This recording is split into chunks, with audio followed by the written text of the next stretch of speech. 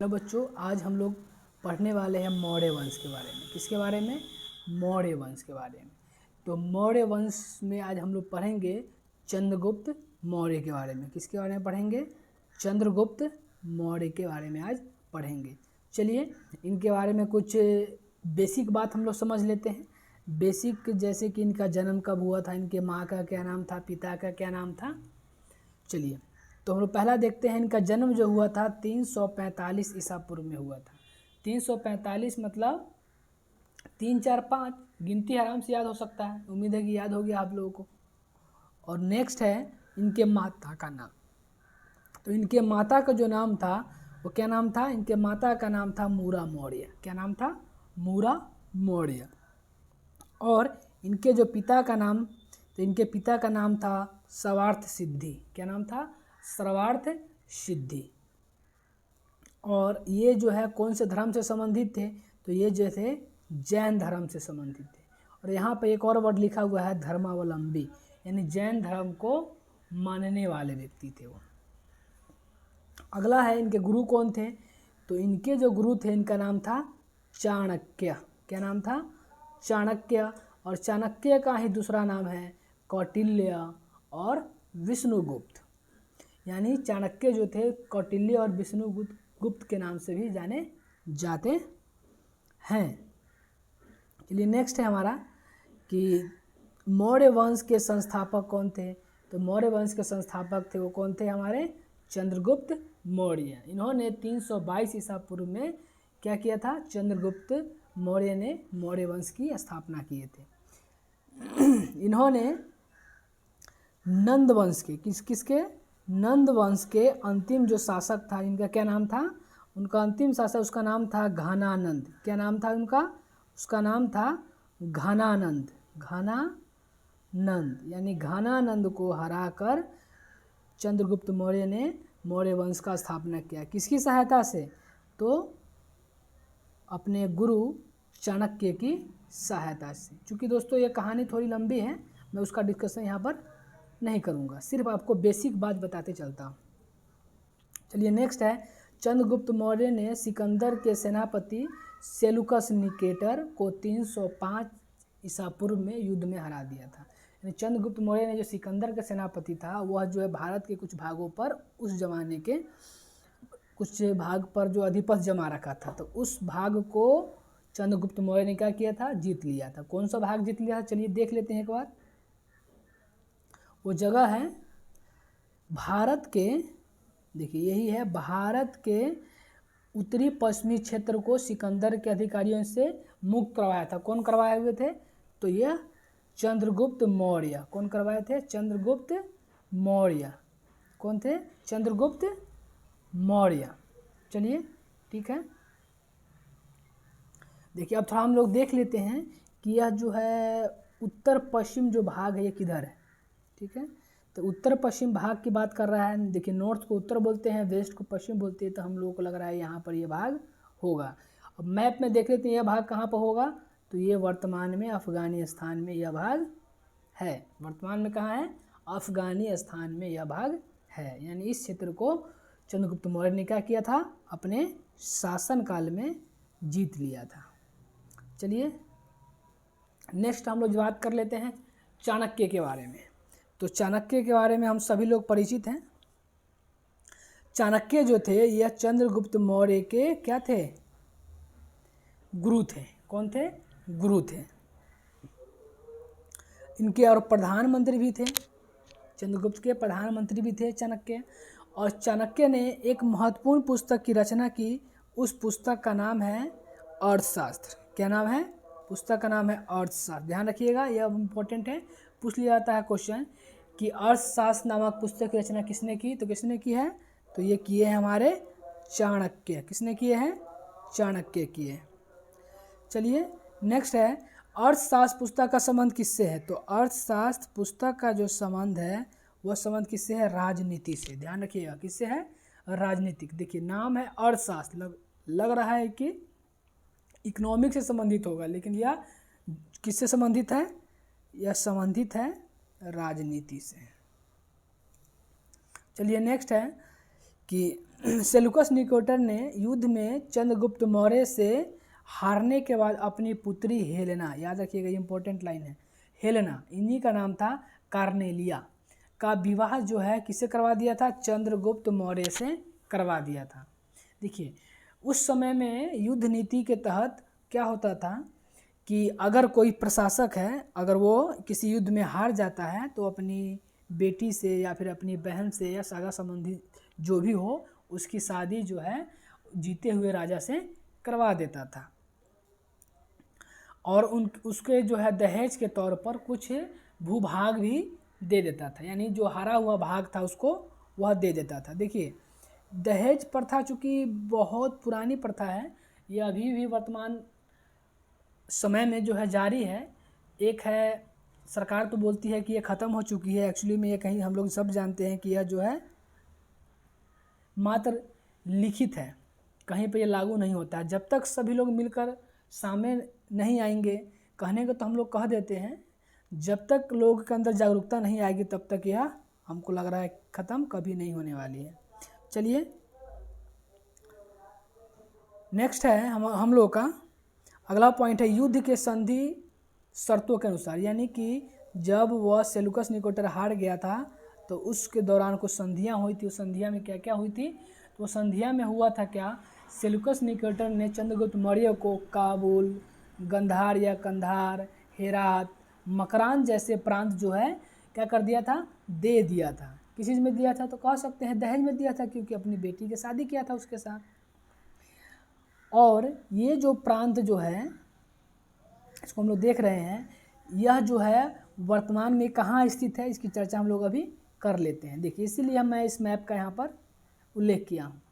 जैसा कि आप लोग देख रहे हैं, देखिए काबुल जो है वर्तमान में अफ़गानिस्तान में है, और कंधार भी जो है आपको अफ़गानिस्तान में, हेरात भी जो है अफ़गानिस्तान में, लेकिन मकरान जो है यह जो है वर्तमान में राजस्थान कौन ज़िला में है? नागौर ज़िला में, जो अभी वर्तमान में भारत में स्थित है।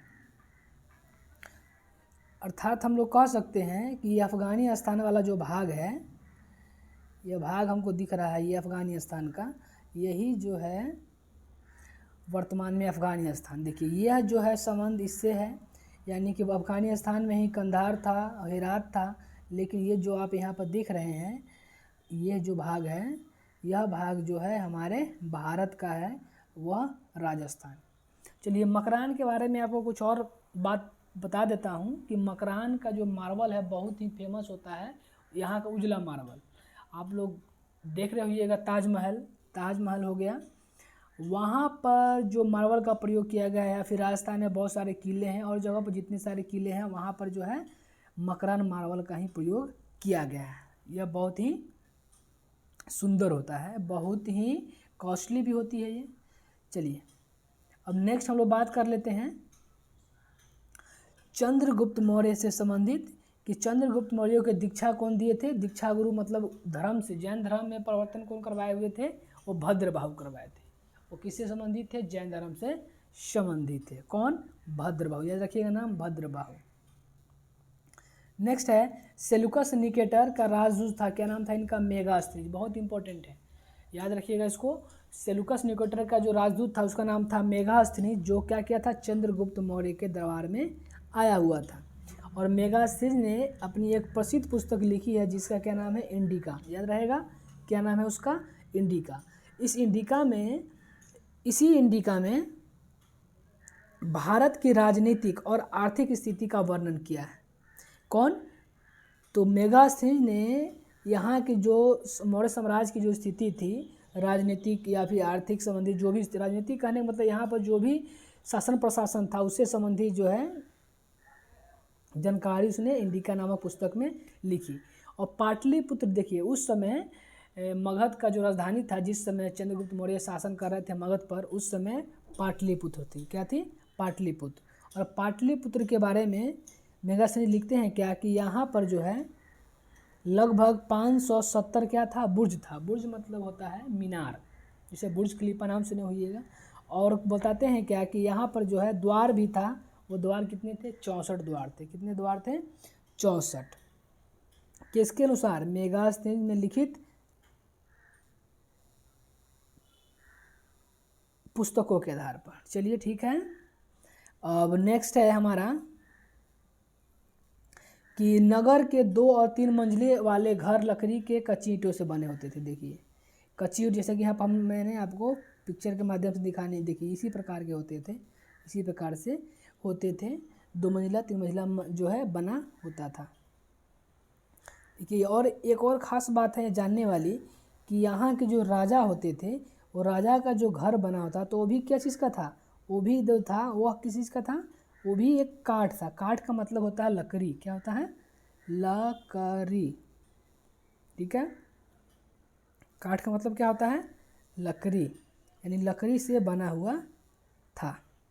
अगला है कि महल की भव्यता पत्थर की नक्काशी से अलंकृत थी। देखिए पत्थर की नक्काशी कहने का मतलब दिखाई दे रहा होगा आपको फोटो में, यहाँ पर देखिए ये वाला जो भाग है ये नक्काशी है, यानी छेनी और हथौड़ी लेकर इसको जो है कुदेरा जाता था और इस प्रकार के जो है लकड़ी के बने महलों में बाहर से यह सजाया जाता था ताकि देखने में क्या हो, अति मनोरम लगे, अति सुंदर लगे। चलिए ठीक है, और हम लोग बढ़ते हैं अब आगे अपने नेक्स्ट में। अगला है कि महल के चारों तरफ सुंदर उद्यान से घिरा हुआ विभिन्न प्रकार के सुंदर पक्षियों का बसेरा हुआ करता था। यानी कि राजा के जो घर था उसके पास में क्या है, बगीचा लगाया जाता था, वहाँ पर पक्षियाँ लोग आती थी, बहुत सारे फूल के पौधे लगाए जाते थे ताकि वहाँ का दृश्य जो है बहुत सुहावना लगे। यह जो है आपको समझाने के लिए मैंने ऐसा फ़ोटो का प्रयोग किया है, लेकिन वहाँ का नज़ारा कुछ और होता था। ठीक है, चलिए नेक्स्ट है कि सौराष्ट्र, बहुत इंपॉर्टेंट पॉइंट है, आपका ध्यान रखिएगा। सौराष्ट्र जो है का गवर्नर था, इसका नाम था, क्या नाम था, पुष्पभूति। क्या नाम था, पुष्पभूति। उसने एक झील का निर्माण कराया था, उसका नाम है सुदर्शन झील। याद कर लीजिए, सुदर्शन झील का निर्माण किसने कराया था, तो सौराष्ट्र गवर्नर पुष्पभूति नाम के व्यक्ति ने करवाया था। वो कौन था, वह जो है चंद्रगुप्त मौर्य के शासनकाल में सौराष्ट्र का क्या था, गवर्नर था। ठीक है, ध्यान रखिएगा, बहुत इंपॉर्टेंट पॉइंट, याद रखिएगा इसको। नेक्स्ट है कुछ महत्वपूर्ण तथ्य के बारे में हम लोग जान लेते हैं। महत्वपूर्ण तथ्य क्या है, तो महत्वपूर्ण तथ्य में हम लोग जानते हैं कि तमिल साहित्य अन्नानूर, पुरानानूर और अशोक द्वारा स्थापित शिलालेखों के मध्य चंद्रगुप्त मौर्य के दक्षिण विजय की जानकारी मिलता है। यानी उस पुस्तक में बताया जा, देखिए अशोक के शिलालेख में और जो कुछ तमिल साहित्य है उससे जानकारी मिलता है कि दक्षिण भारत में चंद्रगुप्त मौर्य ने क्या किया था, अपना प्रसार किया था, अपने जो है विस्तार, राज्य का विस्तार किया था। देखिए दक्षिण भारत कहने का मतलब कौन सी जगह हो गया, चलिए मैं आपको थोड़ा समझा देता हूँ, जैसे कि चलिए कहाँ बता दूँ, यहाँ पर बता देता हूँ। देखिए यह छोटा सा हमारा है प्यारा